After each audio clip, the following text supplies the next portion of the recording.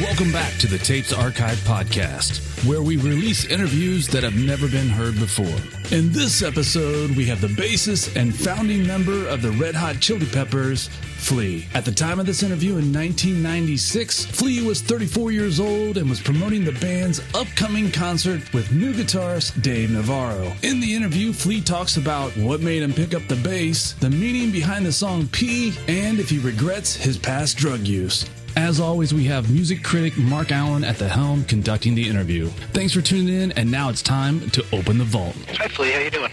I'm fine, thank you. How are you? Okay. I guess I want to start off by asking you, is it strange to think of yourself as an arena band? No, not really.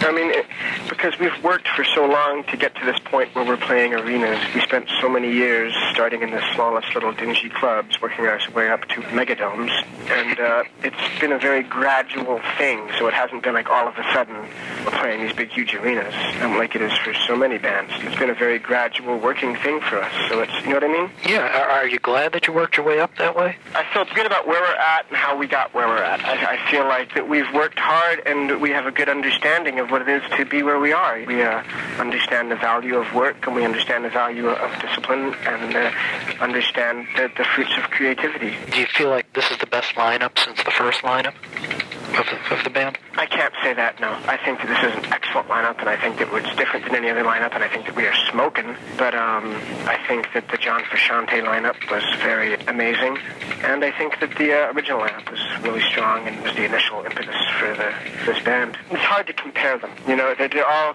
Hillel, John Frusciante, and Dave Navarro are all very different people with very different ideas and very different ways of expressing themselves. I think this is a great one. If I didn't feel like it was like we were the most smoking band in the world, I wouldn't be out here playing arenas. Was it a goal to get to this level? I kind of, like off in some foggy distance, perhaps it was a goal to play arenas, you know? Yeah. But I more thought of like playing, I remember there was a place called, in Los Angeles, there's a theater called Perkins Palace. I think it holds about 1,500 or 2,000 people. And I remember I go see bands there, and I think, God, that was my biggest goal, was to play Perkins Palace. And that was always what I thought, if we could just make it like to play Perkins Palace, that would be like my dream come true, the greatest thing in my life. You kind of eclipsed that, haven't you? Yeah, well, I just thought if we could do that, you know, obviously if you can play Perkins Palace, you can make enough money to pay the rent and to eat. You don't have to have another job. You know, you're doing real good. Chad, in, I think it was in the Rolling Stone piece, refers to this as a new band with new priorities. Is that the way you see it, too? I don't know. My priorities aren't any different. I don't know what he's talking about. All right. It's a new band. I think, you know, Dave definitely has different priorities in his life than anyone else who's ever been in this band has in their life. His ideas of personal satisfaction. Well, what made you pick up a bass when you originally started playing bass? Hillel Slovak said to me, we have a bass player in my band and we don't like him, and maybe you should learn how to play the bass. I said, okay, I'll give it a whirl. Yeah, that's how I think most bass players start, don't you? The band needs a bass player, and there you go. Yeah, I guess so, yeah. And did you become as great at it as you are by just constant practice and playing, or, I mean, was... Well, if you want to call me great, thank you. I do want to call you great. Thank you very much. I developed my style on the bass by just playing and by listening to music that I like and listening to like a wide variety of different musics and trying to, you know, understand different feelings of music and lots of different types of music, and just by being myself and not trying to be anyone else, and by really loving it mostly, I think, you know, just truly loving the thing. You know, loving the way it feels when my fingers hit the strings, loving the way it feels when I get inside someone's kick drum. Yeah. Did it come naturally to you? Yeah, pretty naturally. Yeah, rhythm in music comes pretty naturally to me. Can you play other instruments? Do you play guitar or anything like yeah, that? I play guitar. Well, I do a lot of songwriting on guitar. Oh, okay. I don't really, like, my guitar playing is very not virtuosic, you would say. I really, I couldn't, perform on the guitar, even though I do occasionally do shows singing and playing guitar by myself, but I don't do either of those very well. It's more of a soul thing, you know. Yeah, I played trumpet. Yeah, I played trumpet before I started playing bass. My main goal in life was to be a classical trumpet player. Until, much to my parents' dismay, I gave it up and went for being a punk rock bass player. Actually, they always supported me, my parents. I'm always interested in people playing bass. I played bass, and I was just horrible at it. And and I'm always curious about when I talk to people about who play it, because it's just remarkable to me when people are great at it, when people are really proficient and stuff, and really understand the instrument as you seem to, and know what you can do with it, and take it in other directions as well. So, well, to me, it's like the same as any instrument. It's just a matter of loving it and doing your own thing and not doing anyone else's thing. And, putting in the hours, Can you talk a bit about the song P? What inspired that? Was it a particular incident, or? I think it was mostly inspired by being in nature and by having the feeling of getting away from being in the big city where I feel like I'm so important in a big city because I'm dealing with all these things that are really insignificant, like money and power and property and all these material things, and you start to feel, and these things are all so meaningless that you start to feel like you're important because you're controlling all these meaningless things. And I get out into nature. I think I was in Costa Rica or Alaska or somewhere, I'm not really sure. And but I start becoming very small because I'm dealing with things that are actually very meaningful, like sky and rocks and dirt and shit like that, Mm-hmm. Ocean and wildlife. And start feeling really small and realizing that that's really what it's all about. And that's what the beauty of living is that we are all insignificant little specks of shit. To realize that is an intense spiritual realization, really. I mean, seriously. And that's beautiful to me. And it's also kind of about these guys that beat me up in the Mayfair. Where was that? The supermarket in Hollywood. Oh, okay. The guys beat the hell out of me one day. When you were a kid? I was a teenager. Oh, okay. Okay. Shallow Be Thy Game, which I think is my favorite song on the record. It's very interesting to me that I see a lot of musicians professing their belief in God. I think that for a long time God was a real enemy of rock and roll, or rock and roll treated God like an enemy, and now I see a lot of musicians talking about that. I guess, how do you feel about that? Well, I feel that the idea of God is a beautiful thing. And I think that the idea of spirituality and the idea of God, which is a beautiful thing, and I'm very much into, is one thing, but the idea of organized religion as a controlling thing, which has been used for thousands of years to keep people down and to keep people poor and to keep people ignorant and to keep people unhappy while the rich get richer and the fat get fatter, is another issue. I believe in God, but I'm not interested in an organized religion that is murderous and evil and has a history of destroying indigenous cultures and destroying people and only out for itself and financial gain and things like that, under the guise of some religious dogma. I always say more people have been killed in the name of religion than anything else, and I think that song really gets at that. Yeah, well, that's what it's about. Anthony wrote the words, and I'm right with him on it. It's not anti-spirituality or anti-God.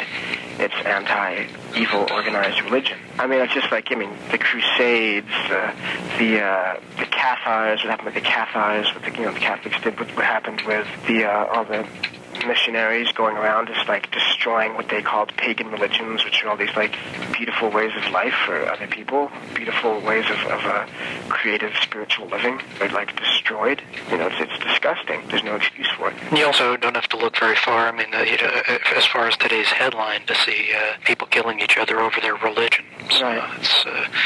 It's ugly.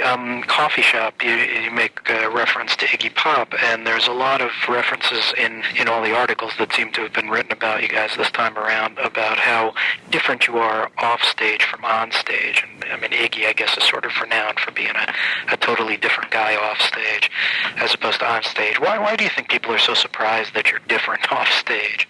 I don't know. I guess people expect if they see a show and we do the most wild, intense show that we can. I mean, I don't know. I guess they figure that that's how we're going to be all the time.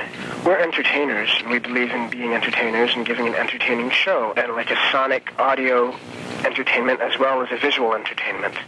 And, and trying to be as, theatrical and exciting as we can as performers. It's funny that people can't seem to see the difference, but... That's like going, expecting to see Jack Nicholson act the way he acted in One Flew Over the Cuckoo's Nest.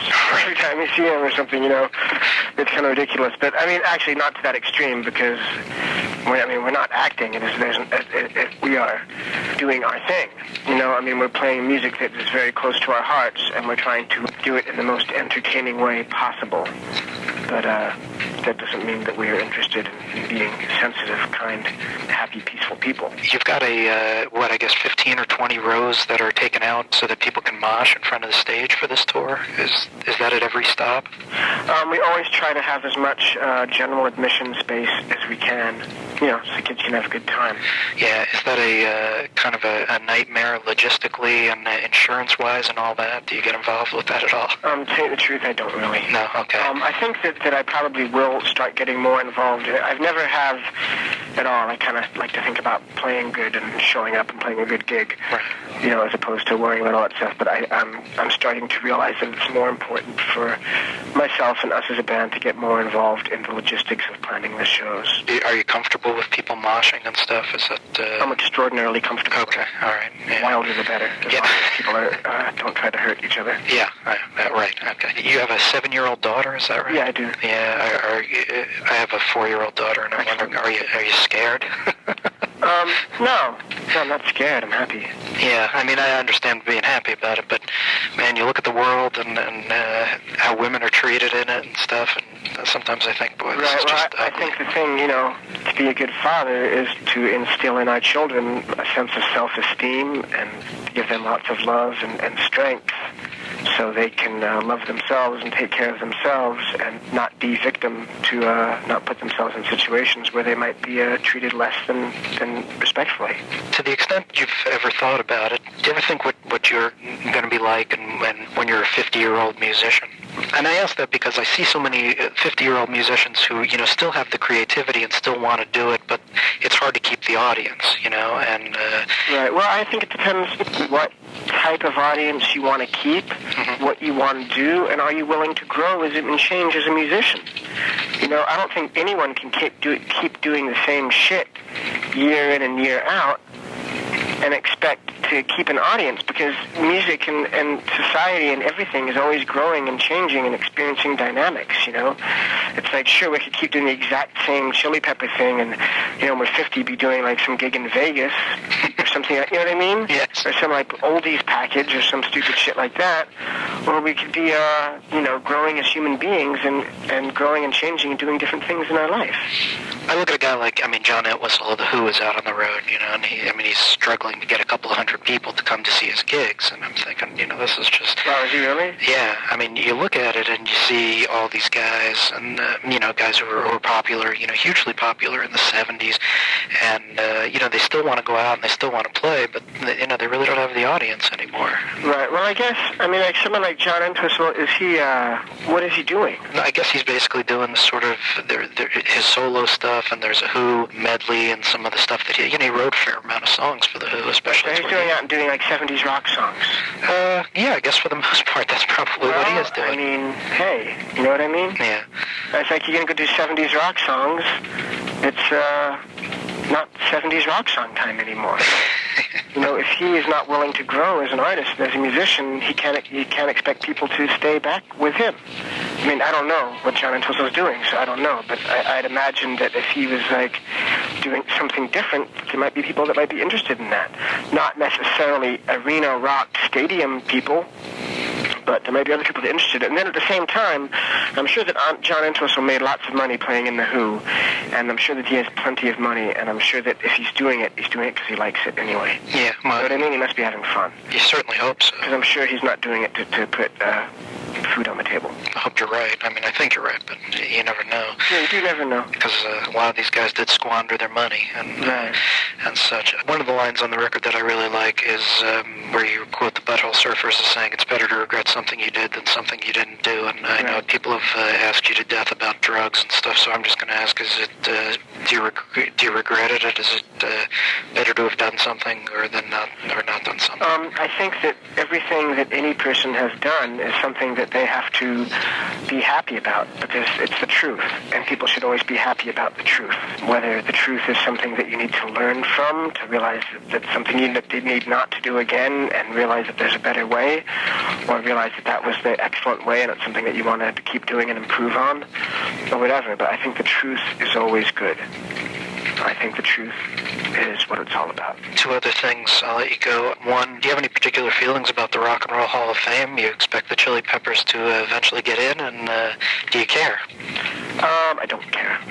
Well, hold on a second. I always say I don't care about those things, and it turns out that I do care. So think about it for a second. Okay. Because every time, like with the Grammys and all that shit, it's like, I don't give a fuck. But then later I kind of like have the thing in my bathroom and I look at it and I go, oh, that's kind of cool. You know what I mean? Yeah.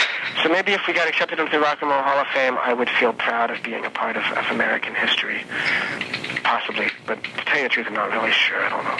You know, but as far as I can see, whenever I see that thing, it's always kind of a joke, right? They don't have Iggy Pop in it, or they don't have Lou Reed in it. Well, they got the Velvets. Oh, they got the Velvets? Oh, yeah. That's cool. Yeah. Whereas Iggy Pop is the king of rock. Iggy Pop is the greatest rocker of all time. Do you like the new album? I haven't heard it. Oh, you haven't heard it? Man, it's great. It is great. About every 5 years. Just think about it, like, over the long haul, he's always been awesome. And over the short haul, like, if you examine, like, you know, the best 5 years of any rocker's career, you know, his is just awesome.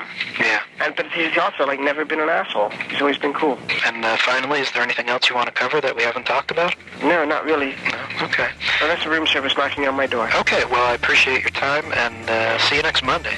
Take care. Take care, Flea. Bye-bye. Hey, thanks for listening to the Tapes Archive podcast. Please remember you can always find more information about the show and the individual episodes at our website, thetapesarchive.com. Until next time, the vault is closed.